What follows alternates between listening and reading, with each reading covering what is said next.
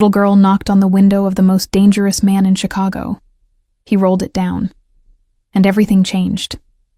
In a city where power is bought with blood and mercy is a weakness that gets you killed, one man was about to learn that the strongest thing he'd ever do wasn't building an empire. It was kneeling down to a child's level and saying 2 words. You're safe now. Now, let's see how 3 days in a frozen parking lot changed 5 lives forever. The wind howled across the empty gas station lot like something alive and hungry. Melanie Carter pulled the threadbare blanket tighter around Zoe, feeling her 2-year-old small body shivering even through 3 layers of clothing. In the back seat, Isaac sat rigid and silent, the way 6-year-old boys do when they're trying not to cry. Mary pressed her face against the fogged window, breath creating small circles of clarity that disappeared as fast as they formed. "Mommy," Isaac whispered. His voice cracked. "It's been 3 days." Melanie's throat closed. She stared at the gas station entrance, the same fluorescent-lit doorway Derek had walked through 72 hours ago. He'd said he was going inside to use the bathroom, to get coffee, that he'd be right back. The car had been running then. Now it was a frozen metal coffin. "He's coming back," she heard herself say. The lie tasted like metal, like the blood she'd swallowed the last time Derek's fist had connected with her mouth. Daddy he needed time to think. "About what?" Mary asked. She was 4, old enough to know something was wrong, too young to understand that monsters don't always look like monsters, that sometimes they look like your father. Melanie didn't answer. Couldn't. Because the truth, that Derek had finally done what he'd been threatening for months, that he'd left them with nothing, that every credit card was maxed and every account was empty, would break something in her children that she didn't know how to fix. The gas station manager appeared in the doorway. Melanie recognized his stance before she saw his face. Arms crossed, jaw set. She'd been a waitress long enough to read body language like a second language, and his said exactly one thing. You need to leave. He walked toward their car with purpose. Melanie's pulse spiked. She reached for the door handle, then stopped. Where would she go? They were 40 miles outside Chicago, in a neighborhood she didn't recognize, with 3 children and $17 in her wallet. The manager knocked on her window. Melanie rolled it down an inch. Cold air rushed in like knives. "Ma'am." His voice wasn't unkind, but it was firm. "I've been patient, but it's been 3 days. I'm going to have to call the police if you don't move your vehicle." "Please." The word came out broken. "Just one more night. He's coming back. I know he's coming back." The manager's expression shifted. Pity now. Somehow that was worse. "Ma'am, your car won't start. You haven't bought anything in 2 days, and it's supposed to drop below 0 tonight." He glanced at the children. Something in his face softened. "I'm calling social services." "No." Melanie's voice came out sharp, desperate. "Please, don't. I'll figure something out. Just please don't call anyone." But he was already walking away, pulling his phone from his pocket. That's when Mary moved. Before Melanie could stop her, the 4-year-old threw open the car door and ran. Not toward the gas station, toward the black Audi idling at pump 3. "Mary!" Melanie lunged, but Zoe was in her lap, and by the time she'd fumbled the toddler into Isaac's arms, Mary was already at the Audi's window, small fists pounding on tinted glass. The window rolled down. Melanie's heart stopped. The man inside was not someone you approached. Everything about him screamed danger. From the tailored black suit that probably cost more than Melanie's car, to the sharp angles of his face, to the way he held himself like violence was always an option. Dark eyes assessed Mary with the cold calculation of someone used to making split-second decisions about who lived and who disappeared. "Sir," Mary said, and her voice was so small, so heartbreakingly hopeful. "We've been waiting here 3 days for Daddy." She paused. Her bottom lip trembled. "He's not coming back, is he?" The man's expression didn't change, but something shifted in his eyes. Something Melanie couldn't read.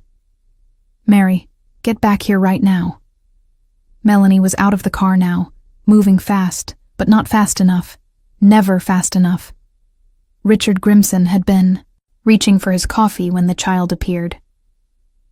He'd stopped at this particular gas station because it was off the grid, because none of his men knew about it, because sometimes even a crime lord needed 5 minutes where no one was asking him to authorize a hit or negotiate territory. The little girl shouldn't have been his problem. But then she spoke. And Richard was 7 years old again, watching through a car window as his father's fists turned his mother's face into something unrecognizable. He remembered the cold, remembered the way his mother had whispered, "Stay in the car, baby," even as she bled onto the pavement of a gas station just like this one. Remembered waiting 3 days for someone, anyone, to help. No one had come. His mother died in that parking lot while strangers walked past. Richard looked at the little girl, at her too thin coat with the hole in the elbow, at the desperate hope in her eyes that was already starting to die. Behind her, a woman stumbled forward. Mid-20s, maybe. Auburn hair falling out of a messy bun, eyes hollow with exhaustion, and something darker, fear. She grabbed the child's shoulders, pulling her back. "I'm so sorry," the woman stammered. "She didn't mean to bother you. We're leaving. Right now." Richard's gaze moved past her to the beat-up sedan, to the 2 other children visible through the window, to the frost on the inside of the glass that meant they'd been sleeping in there for days. "Where's your husband?" His voice came out harder than he intended. The woman flinched. She stopped, started again. "He's coming back." She was lying. Richard had built an empire on reading people, and this woman was a terrible liar. Her husband wasn't coming back. He'd left her here, left them all here. Richard's jaw tightened. He thought about driving away, about minding his own business, about the meeting he had in an hour with a weapons dealer who'd kill him if he was late. Then he looked at the little girl again. She was staring at him with eyes that were too old for 4. Eyes that had seen things children shouldn't see. Just like his eyes, when he was that age. "Get in," Richard said.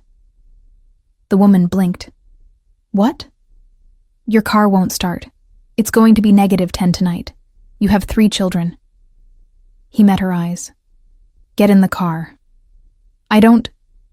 She shook her head. "I can't just get in a stranger's car, then freeze." Richard's tone was flat. "Those are your options." The woman's hands were shaking. Not from cold. From fear. Of him.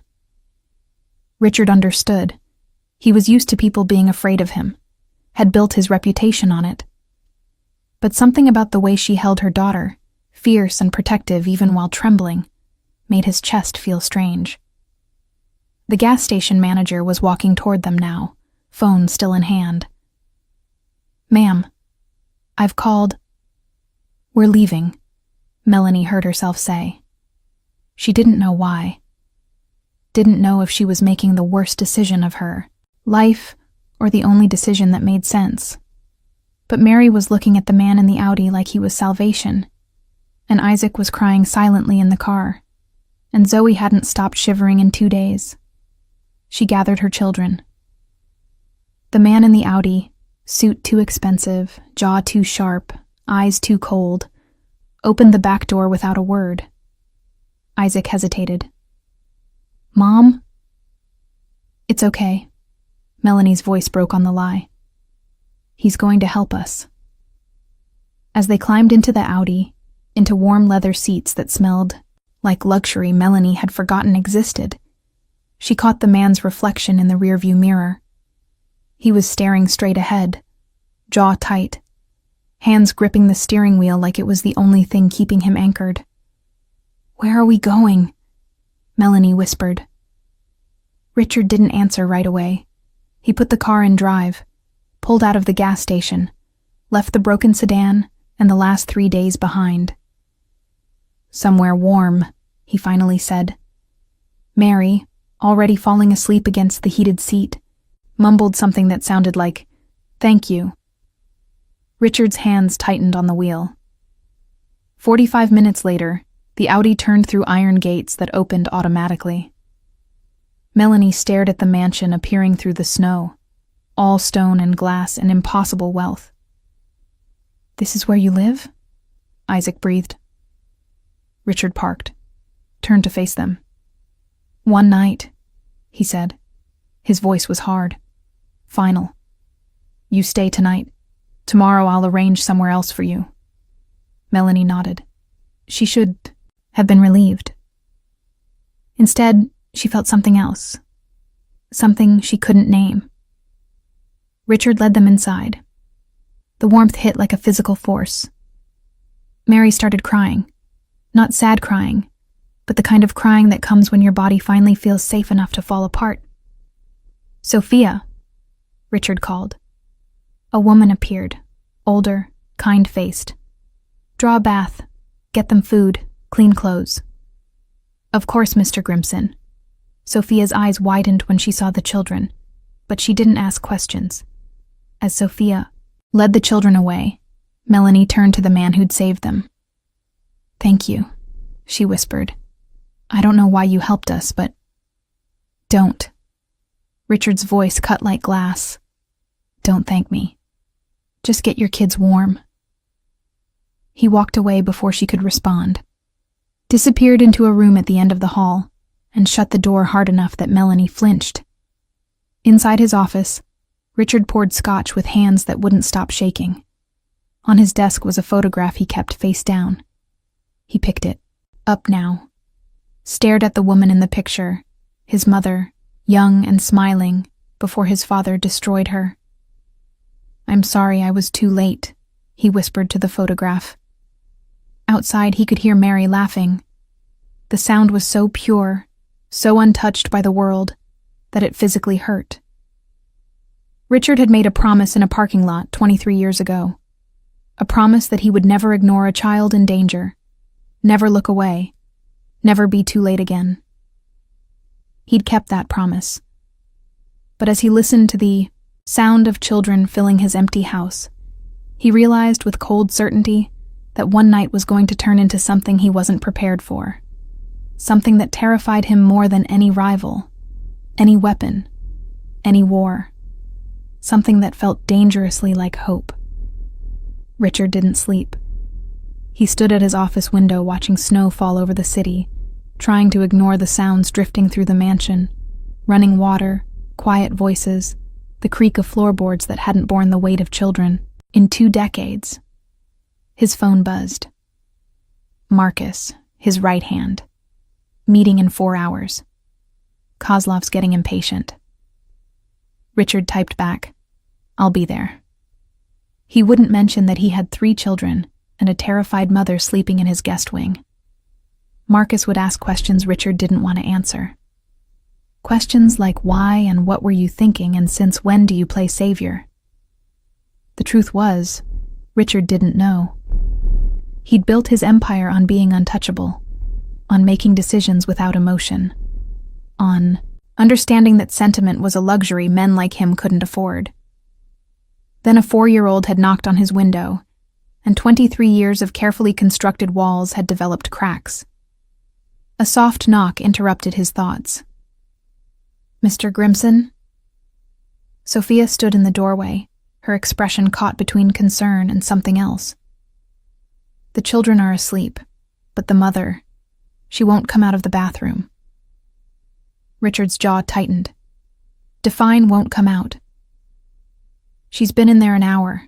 I hear crying. She won't open the door." Richard was moving before he decided to move. He took the stairs 2 at a time, muscle memory carrying him to the guest wing. Outside the bathroom door, he stopped. Sophia was right. There was crying, muffled, desperate. The kind of crying someone does when they think no one can hear. Richard knocked once. "Mrs. Carter." The crying stopped abruptly. "I'm fine," came a shaky voice. I need a minute." "You've had an hour." Richard kept his tone, neutral. "Your children are worried." That was a lie. The children were unconscious, dead to the world after hot baths and warm food.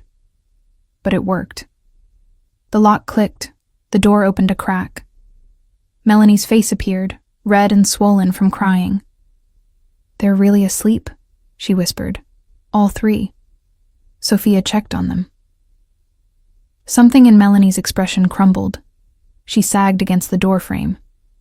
They haven't slept through the night in 6 months. Not since Derek started." She stopped. Shook her head. "Sorry. You don't need to hear this." Richard should have walked away. Should have reminded her that this was temporary. That tomorrow she'd be someone else's problem. Instead, he heard himself say, "When did you last eat?" Melanie blinked. "I don't remember. Kitchen, now." He didn't wait for her to argue.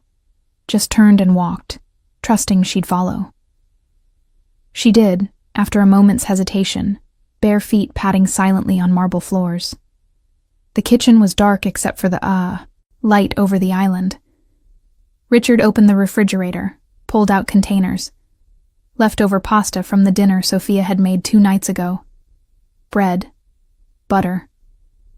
"Sit," he said. Melanie sat on a stool, watching him with wide eyes as he heated the pasta. It occurred to Richard that he couldn't remember the last time he'd been in his own kitchen. Sophia handled meals. He handled everything else. "You don't have to do this," Melanie said quietly. "I know." Richard set the plate in front of her. "Eat." She picked up the fork, put it down, picked it up again. "I'm not hungry." "That's not what your body says." Richard leaned against the counter, arms crossed. "You're shaking. When did you last have a real meal?" Melanie stared at the pasta. 3 days ago, maybe 4. I was saving everything for the kids. Of course she was. Richard watched her take one bite, then another. Then suddenly she was eating like she'd been starving, which she had been. "Slow down," he said. "You'll make yourself sick." She didn't slow down, didn't stop until the plate was empty. Then she set the fork down and covered her face with her hands. "I'm sorry," she whispered. "I'm sorry you had to see me like this. I'm so sorry." "Stop apologizing." "I don't know how." Melanie's voice broke. "That's all I do anymore. Apologize for existing, for being in the way, for not being good enough." Richard's chest tightened. He recognized that voice, that self-loathing. He'd heard it in his mother's words the night before she died. "I'm sorry, baby. I'm sorry I can't protect you better." "Your husband is an idiot," Richard said flatly. Melanie's head snapped up. "He left you in a gas station with 3 children in the middle of winter." Richard's voice was cold, factual. "That makes him either stupid or a coward. Probably both." "He's not..." Melanie stopped. "Actually, you're right. He's both." Something almost like a smile crossed Richard's face. "Tell me about him." "Why?" "Because I need to know what I'm dealing with." Melanie went very still. "What do you mean?" "He left you. That doesn't mean he won't come back." Richard's eyes were hard. Men like him always come back. Not because they care, because they can't stand losing control. Melanie's hands started shaking again. She clasped them together to hide it. "Derek's ex-Chicago PD. He got fired 2 years ago for excessive force. But he still has friends on the force. Connections." She swallowed. He told me if I ever tried to leave, he'd make sure I never saw my kids again, that he'd use those connections to prove I was unfit. Are you? The question was sharp. Testing. Melanie met his eyes. I kept my children alive for 3 days in a frozen car with $17 and no hope. You tell me. Richard's expression shifted. Something that might have been respect. Fair enough. He hit me, Melanie said suddenly. The words came out fast, like she needed to say them before she lost her nerve. For 6 years. At first it was just pushing, then slapping, then, her voice broke, then worse. And I stayed because I thought I could protect the kids if I stayed.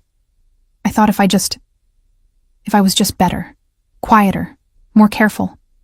She laughed bitterly. God, I was so stupid. You were surviving. I was dying. Melanie's eyes filled with tears. And I was letting my children watch me die. What kind of mother does that? The kind who's trying her best in an impossible situation.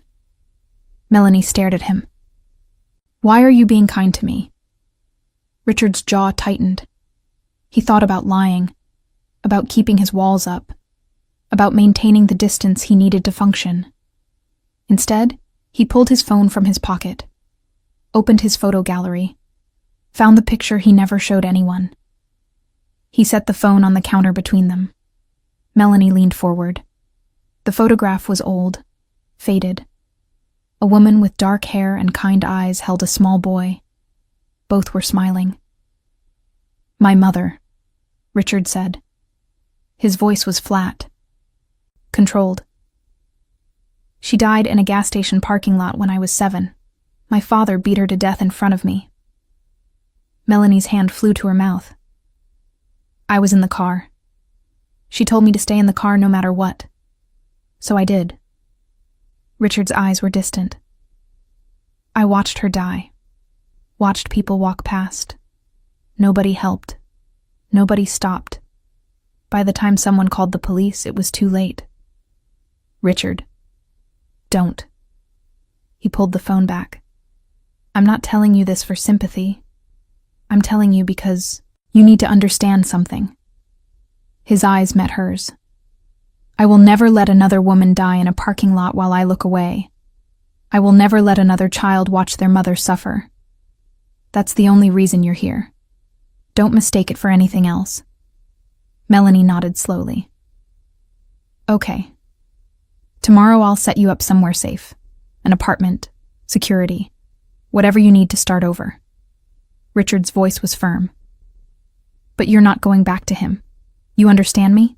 You're done running. I can't afford. I can. I'm not your charity case.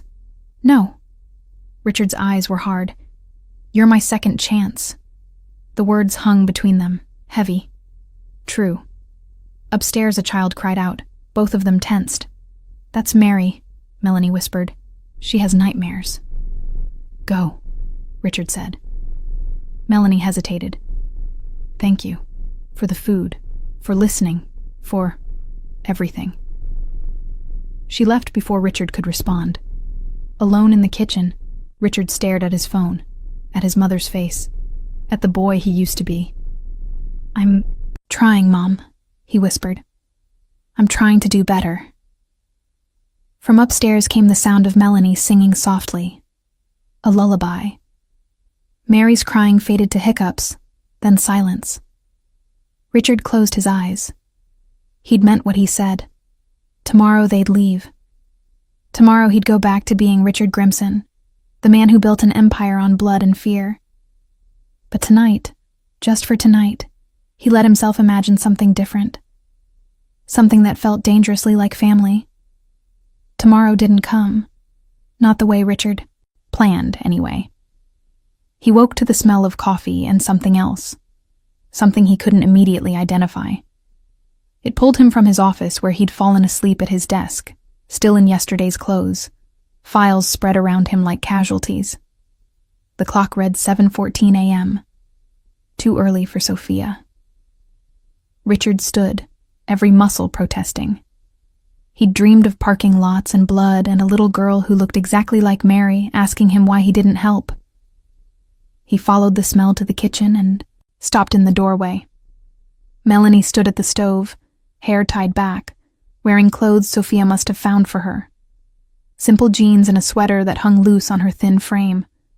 She was making pancakes.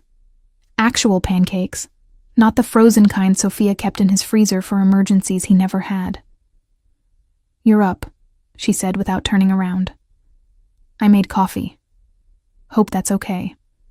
I couldn't sleep, and the kids won't be awake for another hour, and I needed to do something useful." Richard moved to the coffee pot, poured a cup.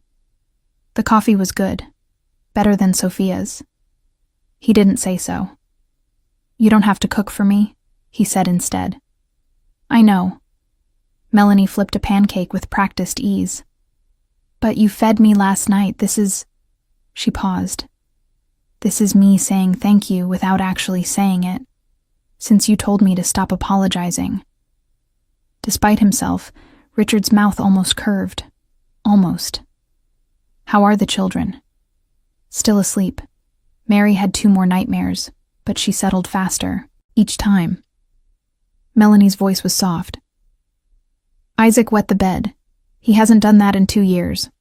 I think..." She swallowed. "I think he was scared if he left the room to find the bathroom. We'd be gone when he came back." Richard's chest tightened. "Did you tell him that won't happen?" "I told him we're safe now." Melanie turned to face him. Her eyes were red-rimmed but clear, determined. "I told him that the man who helped us wouldn't let anything bad happen to us." "You shouldn't make promises like that." "Why not?" She held his gaze. "Aren't you the kind of man who keeps his word?" Richard didn't answer. Because the truth was complicated. He kept his word to his men, to his business partners, to the people who paid for his protection. But to random women and children, that wasn't part of his code, except it was now, apparently. "I called around this morning," he said, changing the subject. "There's an apartment available in Lincoln Park. Safe neighborhood. Security on every floor. I can. Have you moved in by this afternoon?" Melanie's hands stilled on the spatula. That's really generous, but I can't accept that." "Why not?"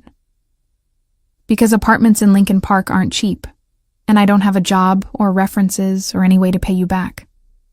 I don't need you to pay me back, but I need to." Melanie's voice was firm.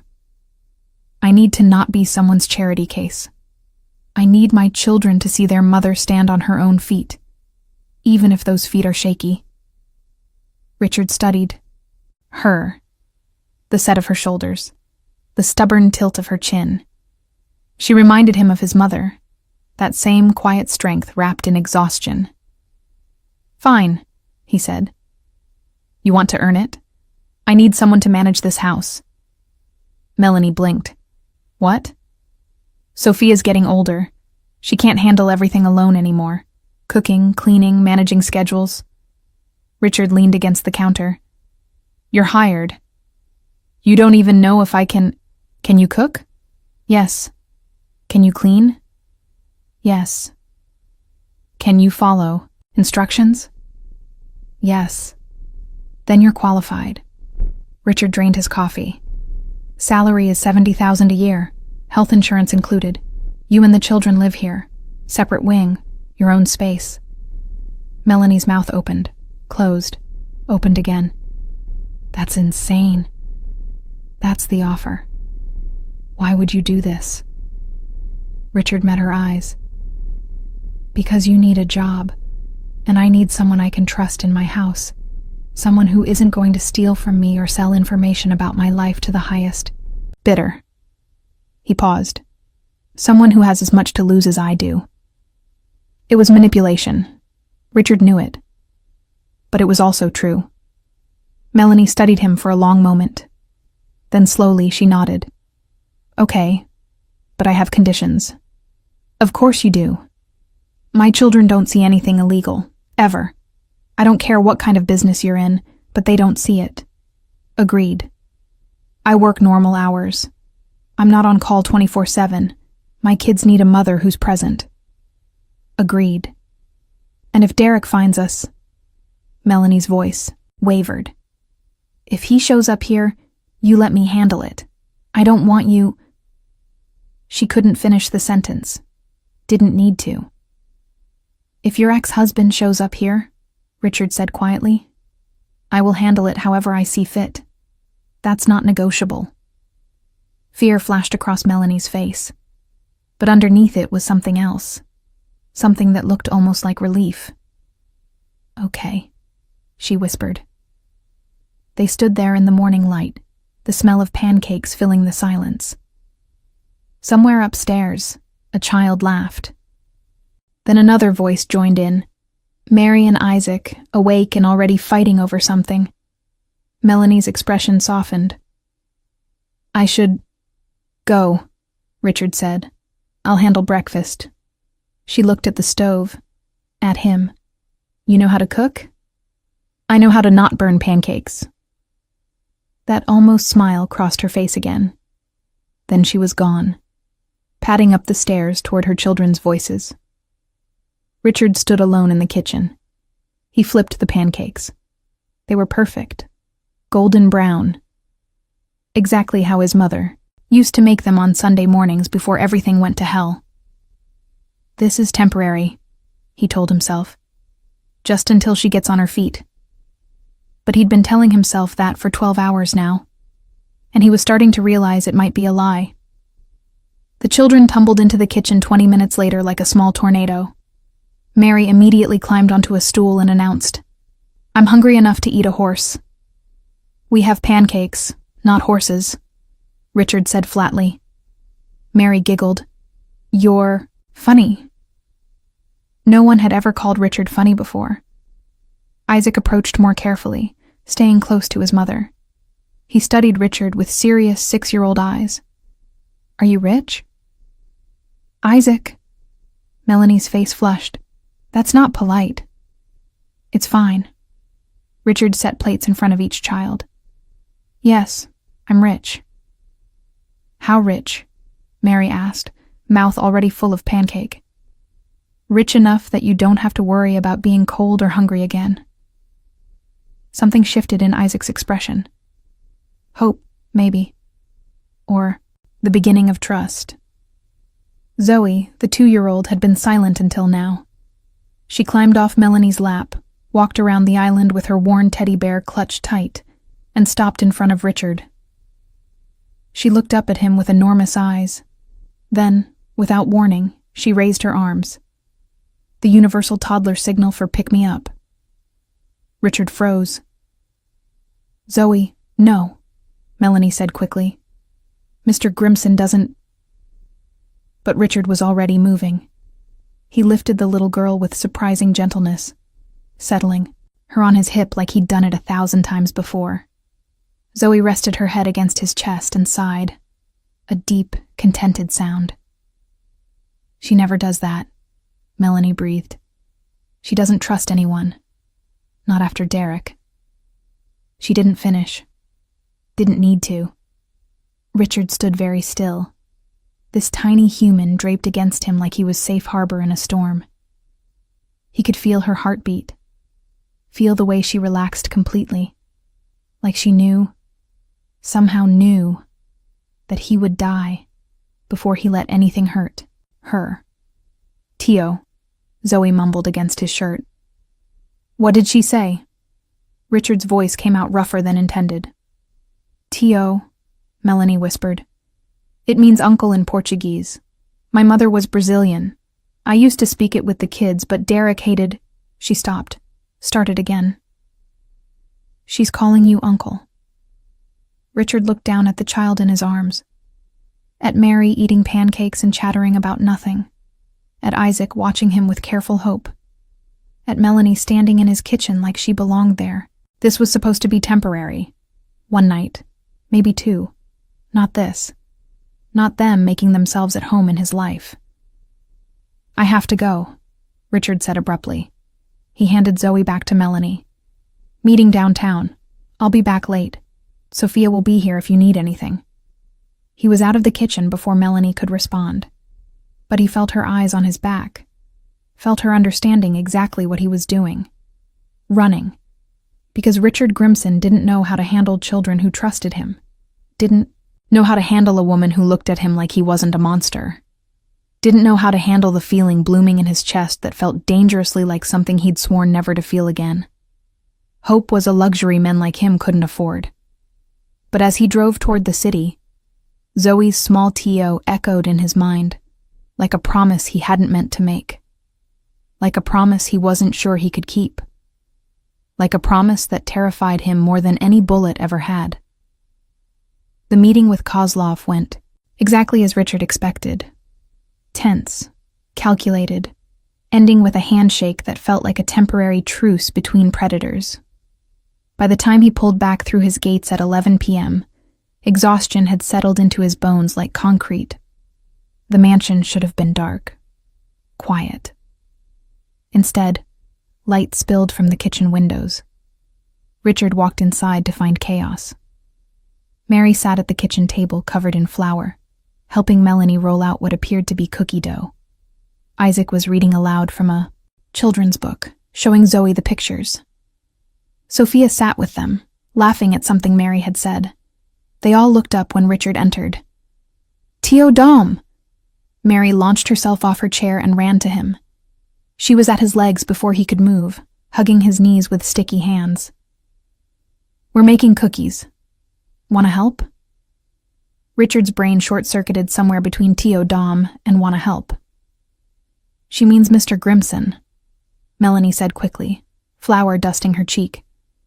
"Mary, we talked about this." "But Tio Dom is easier," Mary insisted. She looked up at Richard with complete trust. "Can I call you that? Please?" Richard had ended men's lives with less hesitation than this moment required. He looked at Melanie, whose expression said, "I tried to stop her, I swear." "It's fine," Richard heard himself say. Mary beamed. "Come help. Mommy's teaching us her grandma's recipe." Before Richard could protest, Mary had dragged him to the table. Melanie pushed a ball of dough toward him, not quite, meeting his eyes. "You don't have to. I'm here now." Richard shrugged off his suit jacket, rolled up his sleeves. "Might as well." For the next hour, Richard Grimson, a man who'd ordered executions, negotiated arms deals, and built an empire on fear, learned how to cut cookie dough into shapes while a 4-year-old explained why stars were better than hearts. "Because stars are in the sky," Mary said seriously. "And the sky is where angels live. My mommy says Vovo is an angel now." "Vovo was my mom," Melanie said softly. "She passed 2 years ago. Brain cancer." "I'm sorry," Richard said, and meant it. "She would have liked you." Melanie's smile was sad. She always said the most dangerous men were the ones who knew how to be gentle. Their eyes met across the table, held. "Tio Dom, you're squishing the star." Mary's voice broke the moment. Richard looked down. He'd completely mangled the cookie. "Looks fine to me," he said. "It looks like a blob." Artistic liberty. Mary giggled so hard she nearly fell off her chair. Later, after the cookies were baked and the children were in bed, Richard found himself still in the kitchen. Melanie was washing dishes, humming that same lullaby from 2 nights ago. "You don't have to do that," Richard said. "That's Sophia's job." "Sophia went to bed an hour ago, and I like doing dishes." Melanie glanced at him. "Helps me think." "About what?" "About how weird my life is now." She dried her hands on a towel. 3 days ago, I was living in my car. Now I'm making cookies in a mansion with a man who... She trailed off. "Who what?" "Who scares me and comforts me at the same time." Melanie's honesty was startling. "You know what the really twisted part is? I feel safer here, with you, a man I know is dangerous, than I ever felt with Derek. What does that say about me? It says you have good instincts. Does it? Melanie leaned against the counter. Because my instincts told me to marry Derek. My instincts told me to stay for 6 years. Your instincts told you to protect your children. Richard's voice was firm. That's all that matters. Melanie looked at him for a long moment. Then quietly, "Can I ask you something?" "Depends on the question." "The photo on your desk, the one you keep face down." She paused. "Is that your mother?" Richard's jaw tightened. "You went in my office?" "Isaac's ball rolled in there this afternoon. I was just getting it. I didn't mean to snoop." Melanie's eyes were apologetic. "But I saw the photo. And I wondered." Richard should have shut this down. Should have reminded her that his personal life was none of her business. Instead, he found himself walking to his office. Melanie followed. He picked up the photograph, stared at it for a moment, then handed it to her. "Her name was Isabella," he said. "Bella. She was 26 when she died. I was 7. Melanie studied the photo. She was beautiful. She was trapped. Richard's voice was flat, controlled. My father was a cop. Everyone loved him. Charming, funny, protective of his family. His hands clenched. Behind closed doors, he was a monster. Richard. She tried to leave 3 times. Each time he found her. Each time it got worse. Richard took the photo back, set it down. The 4th time, she didn't leave. She just gave up. Stopped fighting. I remember asking her why she wouldn't run away with me, and she said, his voice cracked, "Baby, sometimes running makes it worse. Sometimes you just survive until you can't anymore." Melanie's eyes filled with tears. 2 weeks later, we were at that gas station. She'd told him she wanted a divorce. He followed us, parked next to us. I remember her telling me to stay in the car, to close my eyes, but I didn't. Richard's voice was hollow now. I watched him beat her until she stopped moving. Then he got in his car and drove away. Oh my God. He called the police himself, claimed he found her like that. They believed him. Why wouldn't they? He was one of them. Richard laughed bitterly. He died 10 years later, heart attack. Never spent a day in jail. Melanie moved without thinking. She closed the distance between them and did something no one had done in 2 decades. She touched him. Her hand found his, squeezed. "I'm sorry," she whispered. "I'm so sorry you went through that." Richard looked down at their joined hands. He should pull away, should maintain distance, should remember who he was and what he'd become. But he didn't. "I made a promise that night," he said, "that I would never let another child watch their mother die. Never look away, never be too late again." He met her eyes. "That's why I can't send you away. That's why you're staying here. Not because I'm good, because I'm trying to make up for being 7 years old and powerless. You were a child. I should have done something." "Like what?" Melanie's voice was fierce now. "You were 7, Richard. You were a baby. There was nothing you could do. I could have screamed, run for help. Something. Your mother told you to stay in the car. You were being a good boy. You were doing what she asked." Melanie squeezed his hand harder. "You are not responsible for your father's evil." Richard's eyes burned. He hadn't cried in 23 years, wouldn't cry now. But something inside him was cracking, and Melanie's hand was the only thing keeping him together. "Your children are lucky," he said roughly, "to have a mother who fights for them. Your mother fought too. The fact that she lost doesn't mean she didn't fight. Melanie's thumb brushed across his knuckles. And you're still fighting for her. Every time you help someone like me. Every time you keep your promise.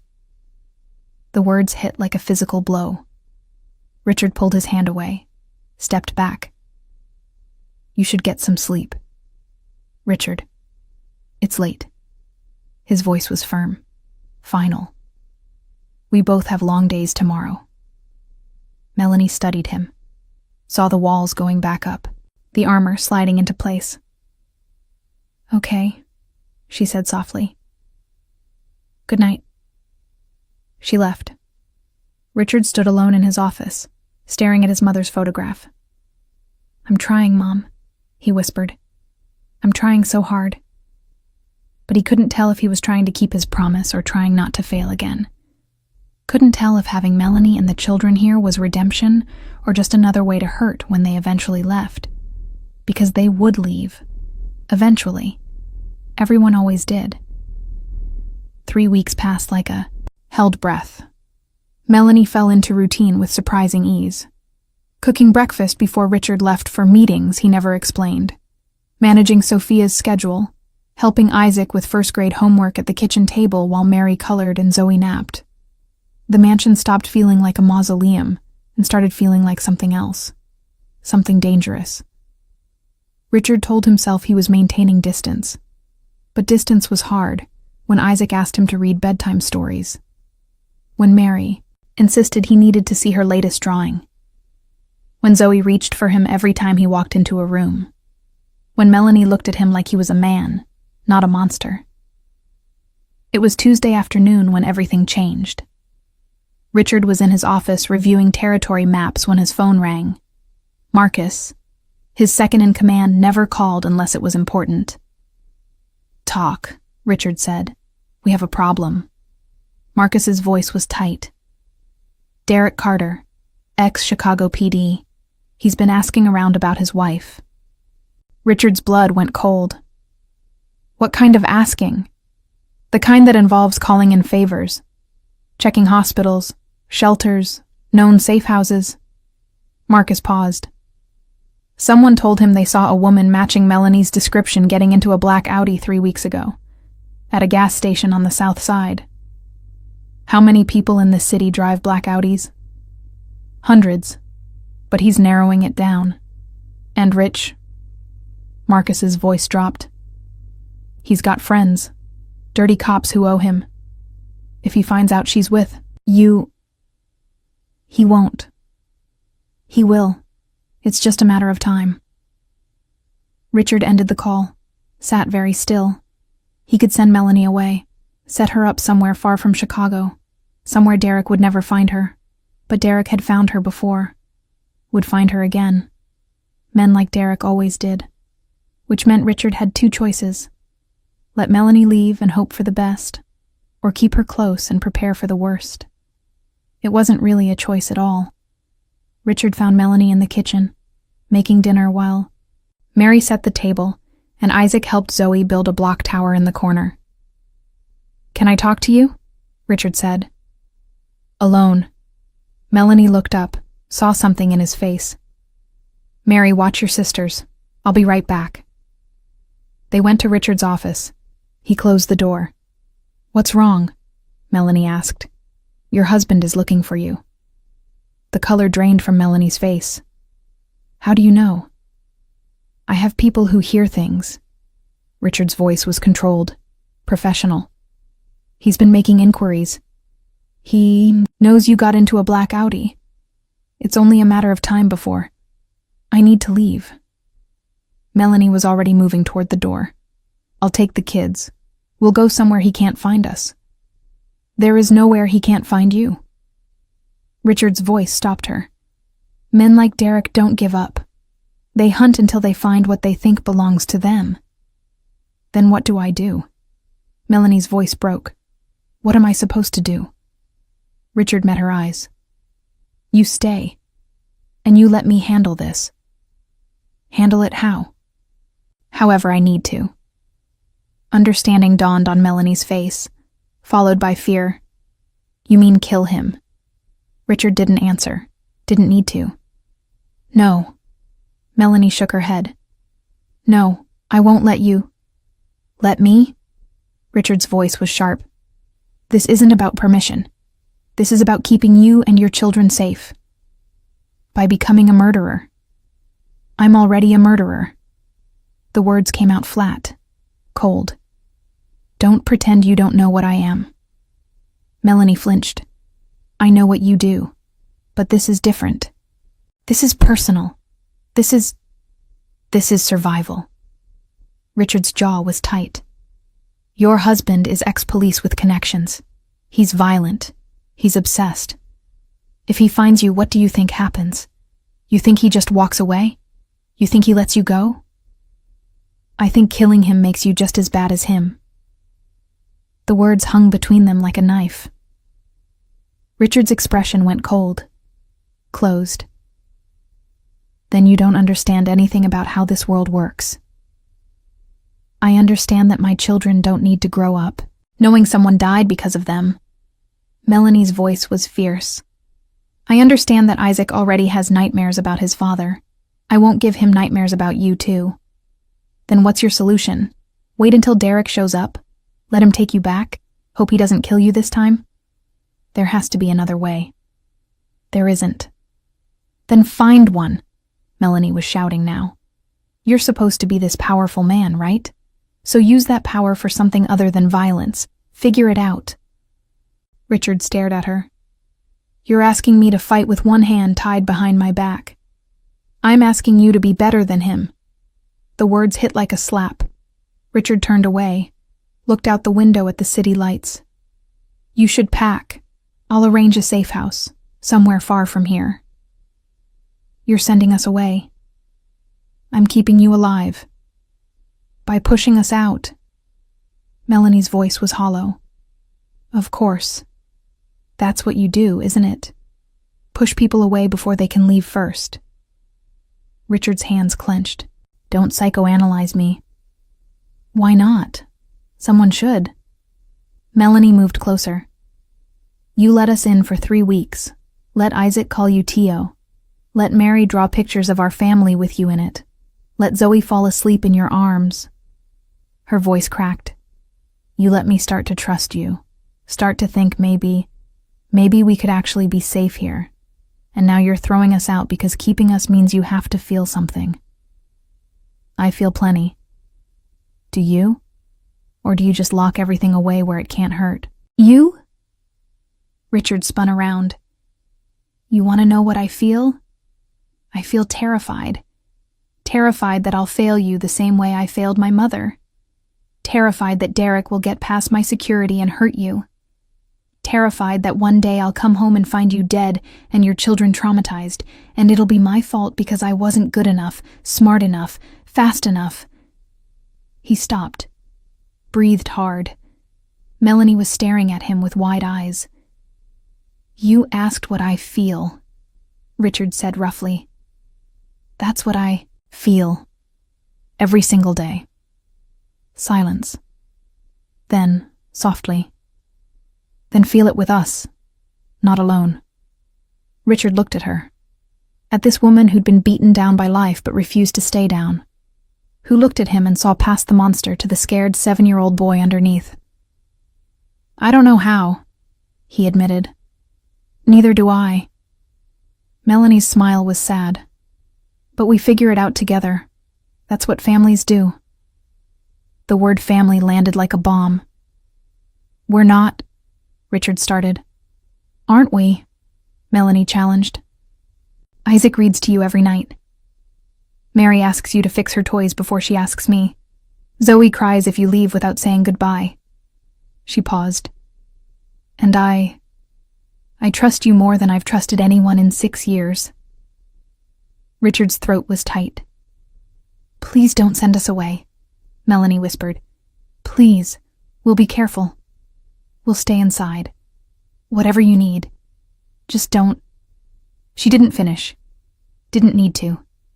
Richard made a decision that terrified him more than any gun ever had. You stay, he said. But we Do this my way. Increase security. No leaving the property without me. And if Derek gets close..." He met her eyes. "I handle it. However I need to. That's not negotiable." "Richard, those are the terms. Take them or leave." Melanie studied him, saw the fear underneath the hardness, the desperation he was trying to hide. "Okay," she said. "We stay." Richard nodded once. "Good." But as Melanie left, Richard stood alone in his office, wondering if he'd just made the biggest mistake of his life, or the only choice that mattered. Derek Carter found them on a Thursday. Richard was in meetings all day, the kind where phones stayed off and exits were watched. He didn't get Marcus's message until 4 p.m. "Security breach. East Gate. He's here." Richard was in his car before the sentence finished processing. He called Melanie. No answer. Called the house line. No answer. Called Sophia. "Mr. Grimson, thank God." "Where's Melanie?" "Upstairs with the children. We're locked in the master bedroom." "Like you taught us. But he's in the house. He's..." Glass shattered in the background. A man's voice, drunk and furious. "Melanie, I know you're here. Get out here now." Richard's hands were white on the steering wheel. "Stay locked in. Do not open that door for anyone except me, understand?" "Yes, sir." Richard called Marcus. "Where are my men?" "On their way. 10 minutes out. I'll be there in 5. Richard drove like death itself was chasing him. Because it was. Death in the form of a drunken ex-cop who'd somehow gotten past his security and was currently tearing through his house looking for the woman Richard had promised to protect. The woman he'd failed. Again. He pulled through his gates. Someone had cut the lock, and saw Derek's truck parked at an angle, driver's door still open. Classical stalker behavior. Not planning to stay long. Richard was inside in seconds. The living room was destroyed. Furniture overturned. Lamp shattered. Photos ripped off walls. "Melanie." Derek's voice came from upstairs. "You think you can hide from me? In some rich asshole's house?" Richard took the stairs 3 at a time. Found Derek on the 2nd floor, methodically trying door handles. "This one." Derek kicked a door. It held. "Or this one." Another kick. "Come on, baby. Don't make me break down every door." "Carter." Derek spun around. He was exactly what Richard expected. Tall, muscular, with the entitled rage of a man used to getting his way. Drunk enough to be stupid, but not enough to be harmless. "Who the fuck are you?" Derek slurred. "The person who's going to remove you from my property." Richard's voice was ice. "Voluntarily or otherwise?" Derek laughed. "You're fucking my wife." "I'm protecting your wife. There's a difference." "She's not your wife. She's mine." Derek took a step forward. "And I'm taking her home." "No." Richard didn't move. "You're leaving. Now. Make me." Richard had ended men for less, had buried people for looking at him wrong. Every instinct screamed to pull the gun tucked in his waistband and end this threat permanently. But Melanie's words echoed. "I won't let you become a murderer for us. Be better than him." "You have 2 choices," Richard said calmly. "Walk out now, or I call the police and have you arrested for breaking and entering, destruction of property, and violating the restraining order I filed yesterday." Derek's eyes widened. "What restraining order?" "The one Melanie filed against you, with the help of a very good lawyer who specializes in domestic violence cases." Richard pulled out his phone, showed the documentation. "You're not supposed to be within 500 feet of her. You're currently in her place of residence. That's a felony." It was a bluff. Richard had filed the paperwork, but it wasn't processed yet. But Derek was drunk enough not to check. "You can't do this," Derek snarled. "I already did. She's my wife. She's her own person, and she doesn't want you. Derek's face went purple. You turned her against me. No, you did that yourself. Every time you hit her. Every time you scared her children. Every time you made her feel small. Richard's voice was cutting. She didn't need my help hating you. You gave her plenty of reasons on your own. Derek lunged. Richard moved on instinct, caught Derek's arm, twisted, had him face first against the wall in seconds. It was over before it began. Let me go, Derek gasped. Listen carefully. Richard's voice was deadly quiet. You're going to leave this house. You're going to stay away from Melanie. You're going to sign whatever divorce papers her lawyer sends you. And you're never going to contact her or her children again. Or what? Or I stop being nice. Richard leaned closer. You know what I do, Carter? I make people disappear. I've buried men in concrete. Dropped them in the lake. Sent them to countries where no one asks questions. He paused. You think because you were a cop, you're special? You're not. You're just another violent asshole who thinks he owns someone. And I eat men like you for breakfast. Derek was shaking now. You can't. I can. I will. The only reason I haven't is because Melanie asked me not to. Richard tightened his grip. She thinks you deserve a chance to walk away. I think you deserve a bullet. Don't make me prove I'm right. Richard released him, stepped back. Derek scrambled toward the stairs, tripping, catching himself. At the top of the stairs, he turned. This isn't over. Yes, Richard said. It is. Derek left. Richard heard the truck start, peel out of the driveway. Only then did he let himself breathe. Richard? He turned. Melanie stood in the doorway of the master bedroom. Her face was pale. Mary clung to her legs. Isaac held Zoe, both children crying. Is he gone? Melanie whispered. He's gone. Did you... She couldn't finish. I didn't kill him. Richard's voice was hollow. You asked me to be better than him. So I was. Melanie moved, forward, threw her arms around him. Richard stood frozen. He couldn't remember the last time someone had hugged him. Couldn't remember the last time touch meant comfort instead of threat. Thank you, Melanie said into his chest. Thank you for keeping your promise. Richard's arms came up slowly, wrapped around her, held her like she was the only solid thing in the world. I won't always be able to do this, he said roughly. I won't always be able to be the good guy. I know. Melanie pulled back, looked up at him. But you tried today. That's what matters. Mary appeared at Richard's side. Teodom, are you okay? The question broke something inside him. A 4-year-old was asking if he was okay. I'm fine, Princess. You're shaking. Richard looked down. She was right. Come on, Melanie said softly. Let's go downstairs. Sophia's making hot chocolate. They descended as a group. Melanie, the 3 children, and Richard. Like a family. Like they'd been doing this forever. In the sauna kitchen, while Sophia fussed over the children and Melanie cleaned minor cuts on Isaac's hands from where he'd grabbed broken glass, Richard stood apart, watching.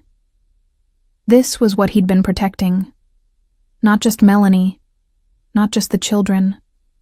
This fragile, imperfect, beautiful thing that looked like safety and felt like home. Marcus arrived with security sweep teams. You should have called me in. I handled it. You let him walk away. I did. Marcus studied him. You're getting soft, maybe. Richard didn't take his eyes off Melanie. Or maybe I'm finally figuring out what's worth fighting for.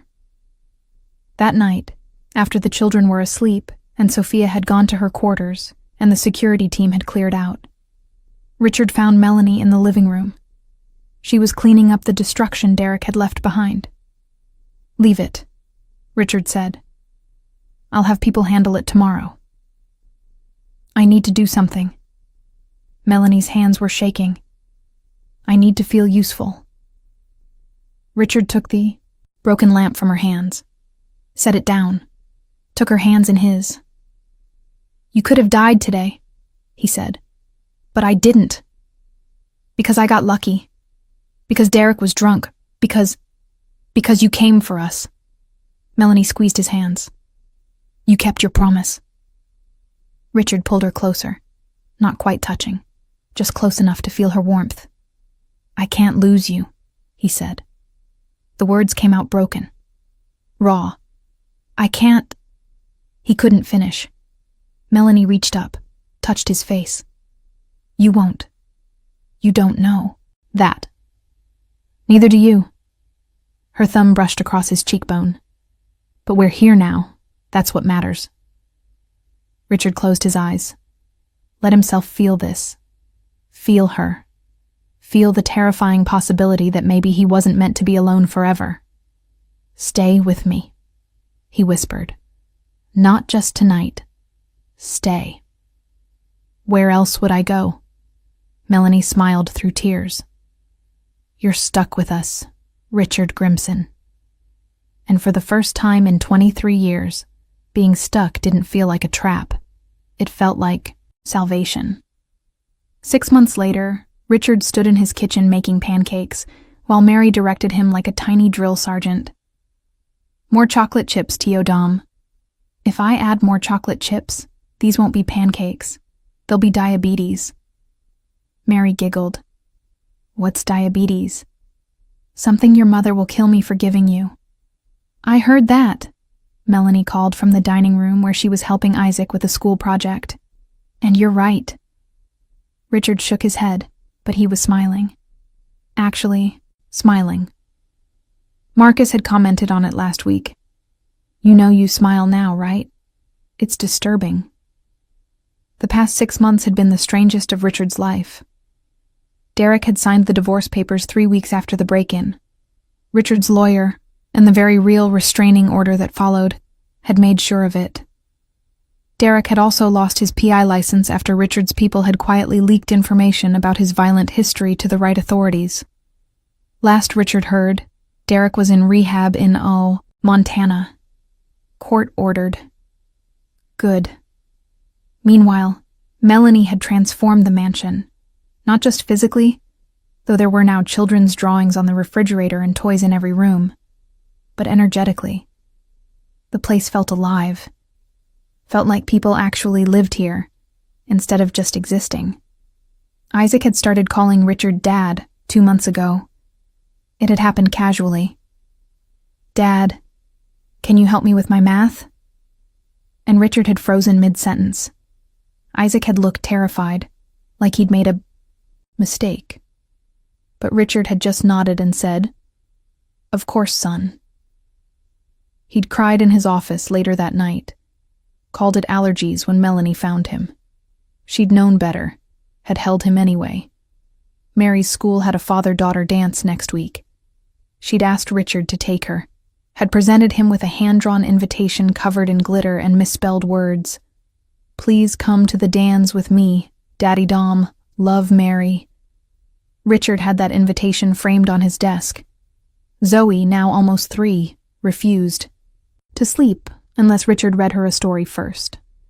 She'd sit in his lap with her worn teddy bear and fall asleep mid-sentence. Richard would carry her to bed, tuck her in, and stand in the doorway watching her breathe, making sure she was safe, making sure he wasn't too late this time.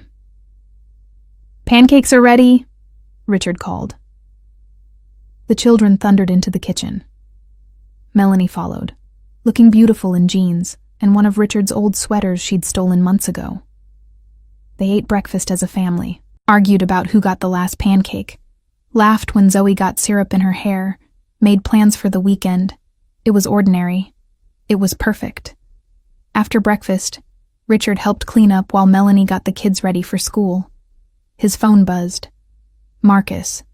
Territory dispute on the south side. Need your call." Richard stared at the message. 6 months ago, he would have left immediately, would have handled it with violence and intimidation. Now he texted back, "Give them 24 hours to negotiate. If they can't settle it themselves, I'll mediate. You've gone soft. Maybe. But I'm still breathing. How many of our competitors can say the same?" Marcus sent back a laugh emoji. Progress. Richard was learning that power didn't always mean violence. Sometimes it meant being smart enough to avoid it. Ready? Melanie appeared with 3 backpacks and 3 children. Richard drove them to school.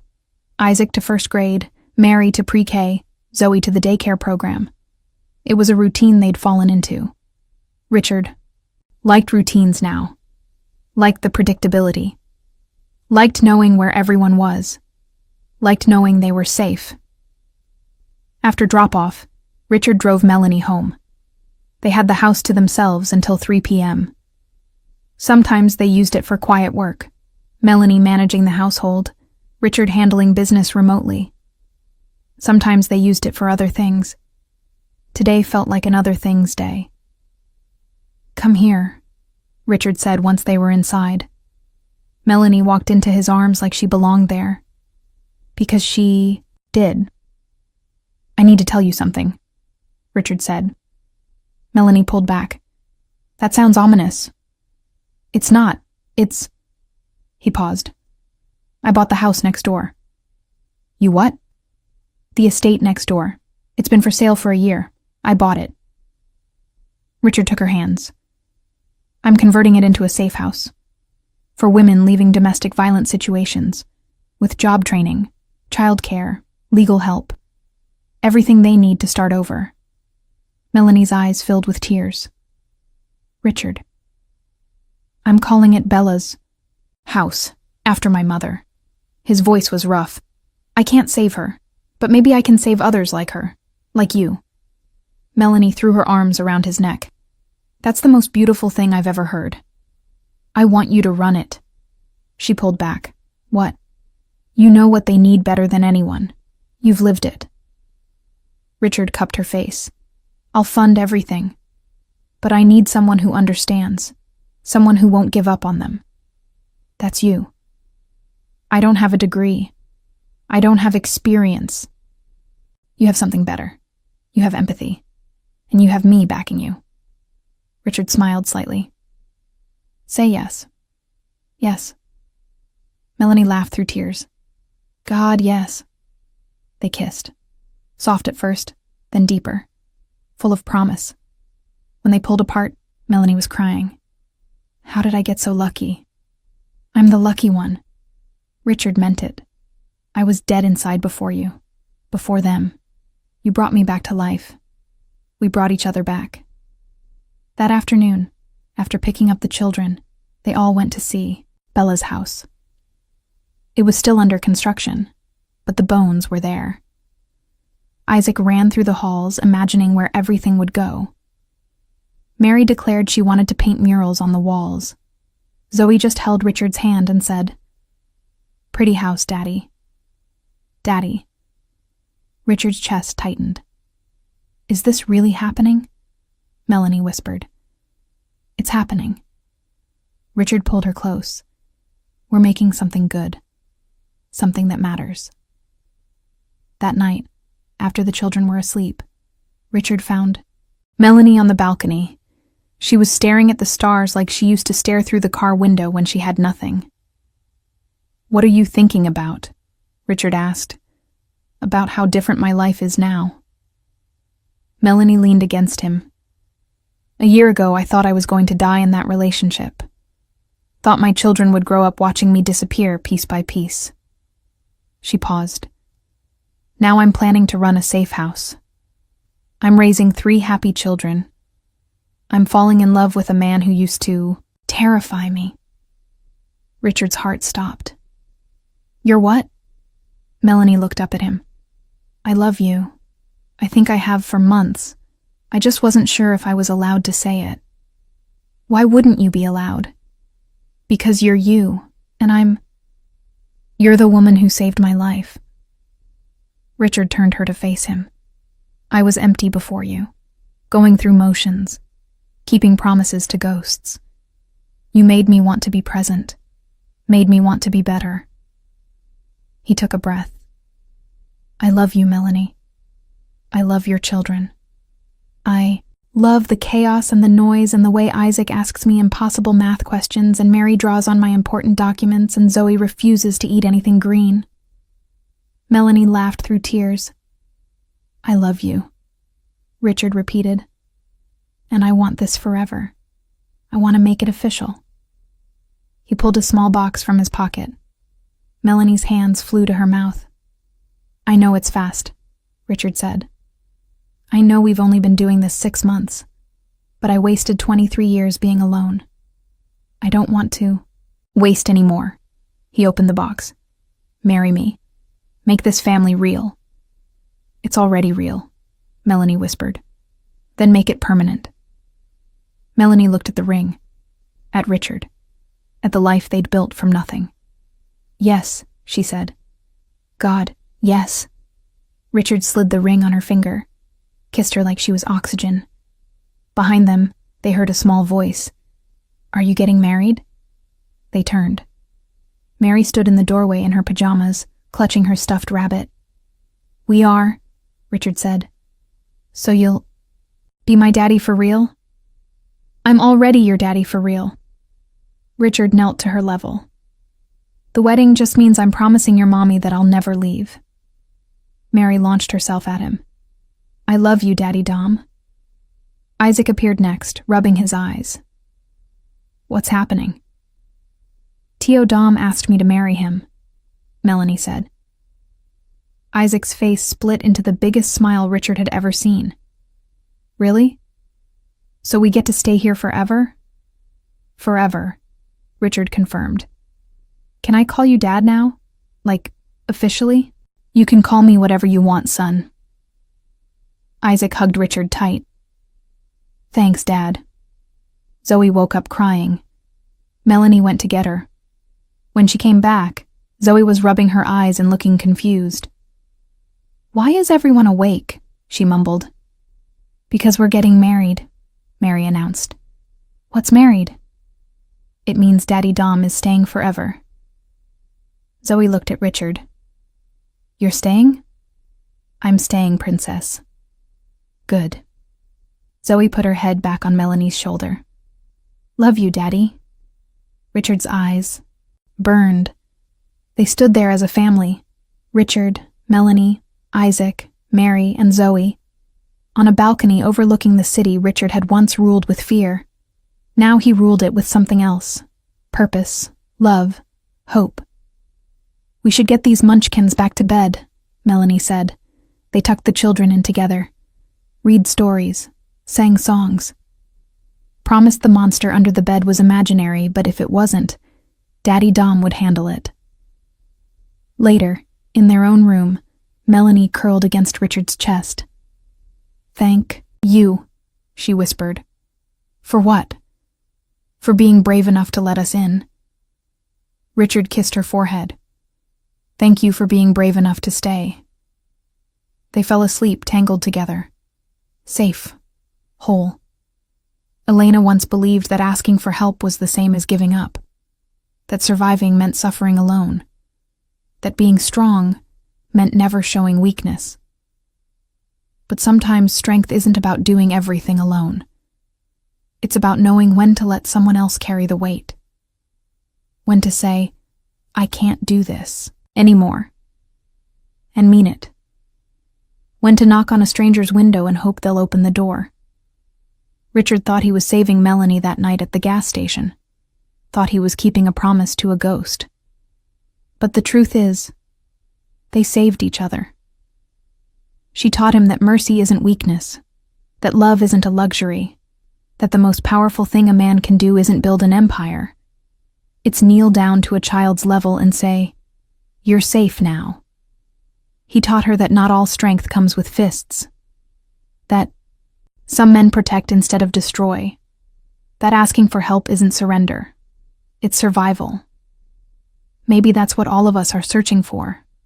Not perfection. Not someone without scars. Just someone willing to fight for us when we're too tired to fight for ourselves.